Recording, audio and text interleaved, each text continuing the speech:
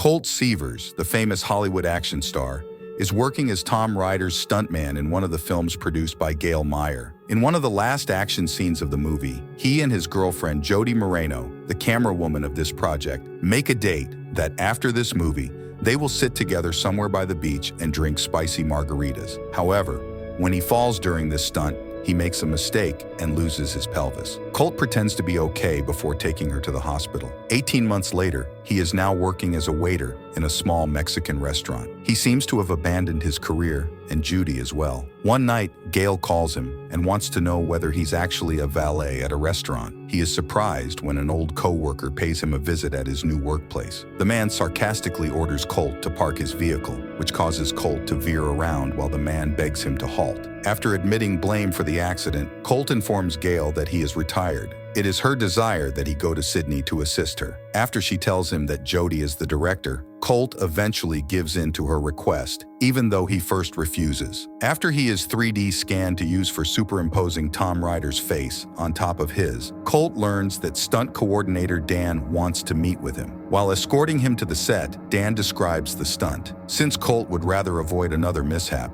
he is on the fence about the stunt. Dan attempts to uplift him by quoting Rocky. A second set worker proposes using visual effects rather than pyrotechnics, as Jody is chatting with a prop handler about a prop. Without Jody even indicating it, the fireworks start going off subtly. After hearing Nigel scold the technicians, Jody begs him to be more kind next time. He tells Jody that the printer is malfunctioning, stopping the third act in its tracks. As Colt steps on set, Jody wants him undivided attention and demands that everyone obey her. After Colt measures the density of the sand, he requests that Dan delay the act. Despite Dan's best efforts to uplift him, Colt accuses him of casting a curse on him. Judy steps in and insists to Dan that she wants the stuntman to get in the car as soon as possible. Colt agrees to execute the stunt when Dan assures him that the film is crucial to Jody. Wearing the helmet and giving the stunt the go light, a nervous but determined Colt sets off. He warns Dan about the camera and the lack of traction, but Jody begs him to approach closer. The camera is struck by Colt's car. Dan encourages him to keep going, saying there are 7 more cameras. Colt pulls off the act with ease and comes out unscathed.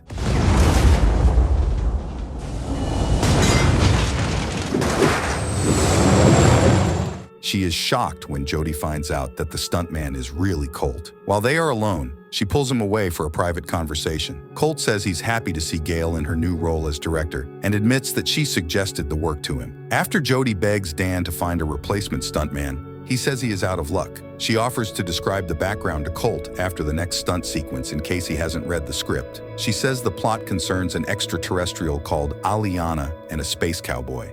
When the space cowboy is hurt and vanishes, their hopes for each other are dashed. Colt takes the cue and continues his daring act. She repeatedly forces Colt to stunt this action and painful scene. After the act ends, Jody explains to Colt that Aliana was sad and thought the space cowboy lied to her because she misunderstood the vibe. Colt wants to talk about the space cowboy's departure privately. Still, Jody refuses and asks Colt what the cowboy would think. According to Colt, the cowboy would likely explain that he has been consumed by remorse and worries that he would never be able to make up to her due to the length of time he waited and the likelihood that she has moved on. Colt begs for a second chance, but Jody insists he does the trick again. Colt later encounters Gail, and she tells him how fantastic his stunt was. In response to Colt's accusation that she lied and said Jody wanted him, she told him that the movie's main character, Tom Ryder, had gone missing. She says she can't contact the police since doing so would result in the studio canceling the project. Due to their close friendship,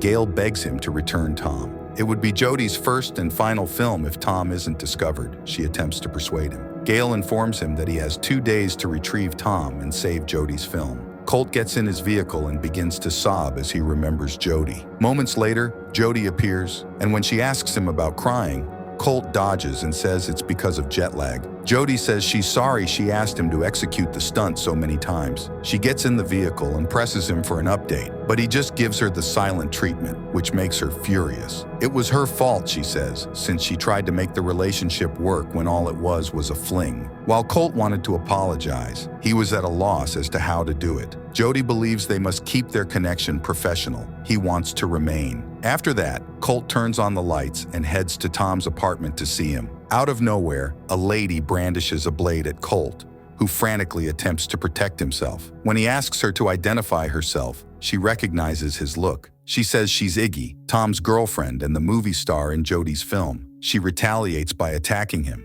but he disarms her this time. He discovers that the sword is only a fake. She proposes checking out a club Tom frequents when he asks her for help finding him. Iggy suggests seeing a heroin dealer called Dune while posing as Tom. Another piece of advice from Iggy. Colt reveals to Dune that he is a stuntman, and Dune invites him to sit at the club. Dune shows admiration and inquires about Stuntman's Oscar chances, to which Colt responds negatively. As soon as Colt takes a drink, he begins to have hallucinations. The thugs attempt to kidnap him, but Colt fiercely defends himself and defeats them.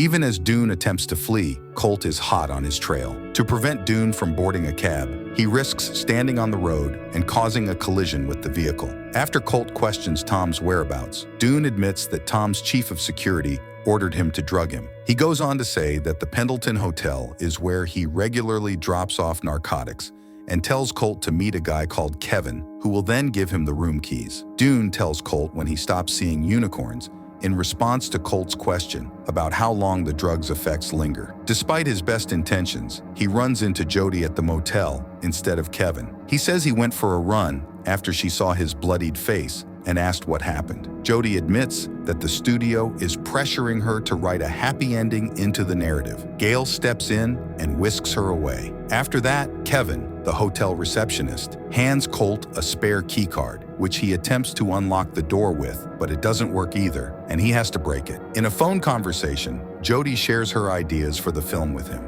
Upon the call's termination, Colt finds a lifeless person in the tub.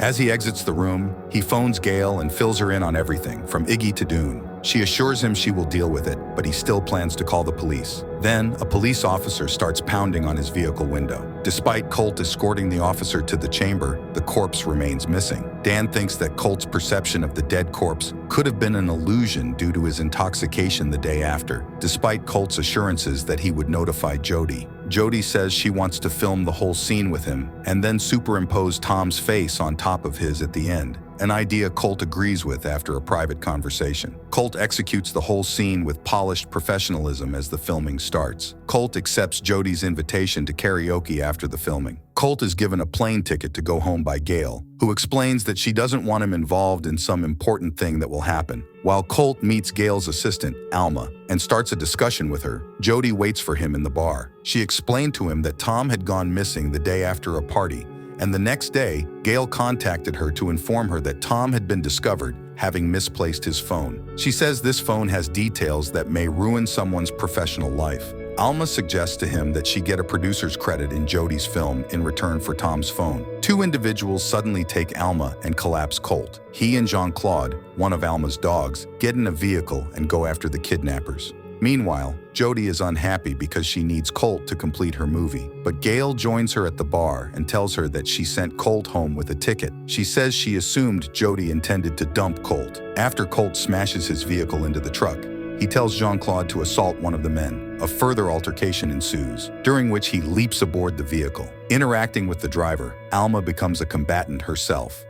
While Jody sings in the background, Colt crosses by the bar. As a vehicle draws near, Colt quickly grabs a bar, jumps, and clambers onto the truck. After kicking the man off the vehicle, Alma seizes the wheel. Colt is flung into the road as she suddenly presses the brake, shattering the windshield. Then he runs quickly to catch up with Jody, but it's too late. Dan informs Colt at the bar that Jody has departed before he gets there. After he tells him all that happened, Dan tells Colt to consult Vendi, a computer whiz. She tells Colt that the phone will take many days to unlock. Dan is escorted by Colt to Tom's apartment, where the password is concealed. Colt opens the phone when Dan finds the code. In the video, Tom is shown grappling with his stunt double and accidentally kills him, who Colt later learns is the same person whose corpse he discovered at the hotel. Vendy calls Dan and wants him to switch on the news. According to the news, Colt is the main suspect after the police discovered the stunt double's corpse. Despite Colt's best efforts, Jody ignores the texts he sends her. As an armed gang approaches the loft, Dan assists Colt in fending them off. Dan and Colt bravely fight against them, but unfortunately, the phone is shot during the fight, and the evidence is lost. John Claude's intervention allows Colt to stop him. After Dan goes outside to chase the other attackers, the assailant disarms Colt and shoots him. He calls someone to report Colt's death, unaware that Iggy's gun was fake.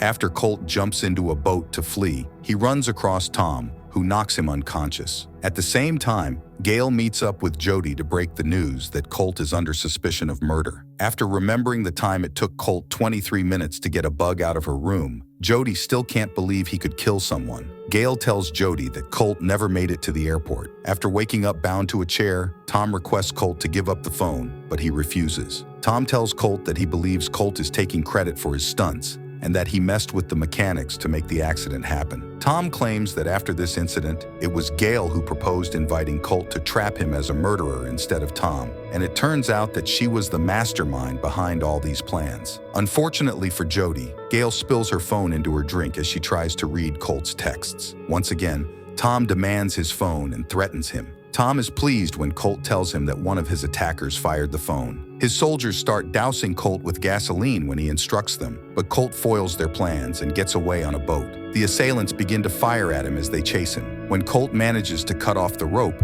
he makes the boat to a pier, hides for cover, and immediately calls Jody to express his feelings. After the accident, he felt like a failure and thought Jody deserved someone better, so he fled. He tells her he still loves her, and that avoiding her is more painful than his stunt, and he begs her to keep believing in a happy ending. After the bad men opened fire on him, Colt had to end the conversation. Tragically, his boat goes boom as he careens into a gas tank, and Jody desperately attempts to get him to return. After receiving word from the attacker, Gale relays the news to Jody that Colt has died. Dan attempts to communicate with him by message, but it is not sent. When the journalists get there, they confirm that Colt has died and then air a clip in which Colt's face is placed on top of Tom's. Although this was happening, Colt made it to the pier unscathed. The next day, Tom and his men arrive at the set, and they search for Dan, but he disguises himself as an alien and hides among the others. A masked figure sneaks up behind Jody while she is in her trailer. She lunges at him in shock before realizing it's really Colt. He reveals all the details regarding Tom and Gale. Jody plans to make him run away by any means possible, and her movie may not be finished, but Colt asks her not to stop her work and praises her for making her movie. After that, they lean in for a kiss, but Gale interrupts with a tap on the door. Jody lets Gale in while she stows Colt away in another room. She is sorry for Colt, but informs Jody. Despite her best efforts, Colt disappoints her and says Tom has returned. She tries to convince Jody that they want to use visual effects for the stunts now that Colt has died. Jody maintains that the film is hers to finish, despite Gale's suggestions that she take a holiday to Fiji. After she leaves, Colt and Jody devise a scheme to coerce Tom into confessing. Tom gives an enormous speech to start the filming. He encounters Jody, who informs him that despite using visual effects, he still needs to get in a vehicle to record his face. The scenario begins with the prop handler putting a handcuff on Tom when he comes on set. The filming starts as he enters the vehicle, while another worker fastens a microphone to his outfit. Disguised as a guy with a handkerchief mask, Colt unexpectedly enters the vehicle. He takes Tom for a ride in the automobile, and soon, Tom's guys are hot on their heels. Dan employs pyrotechnics to halt the pursuit of vehicles by blocking the route.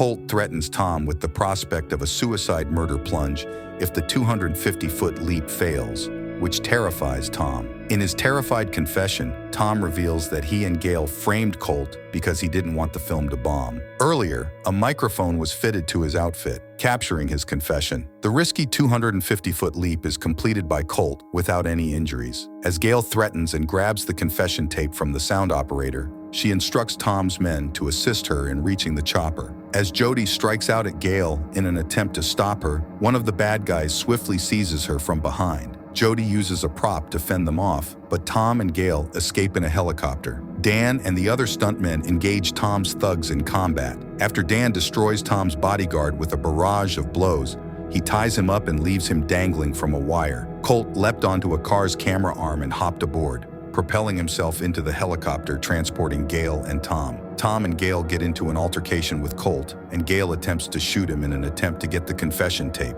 Dan and others on the ground pump air into an airbed, which Colt uses to land securely. Then, they use a vehicle to pull it under the helicopter. After much skirmish, Tom declined to shoot him, so Gale seized his weapon and discovered it was empty. Using the airbed as a landing pad, Colt easily leaps off the chopper. Quickly, Jody goes up to kiss Colt. During Comic-Con, the Metal Storm teaser was shown, showcasing Jason Momoa rather than Tom, and many people were impressed with the trailer. Jody and Tom's beach date happens after the film's success, full of spicy margaritas and bad decisions.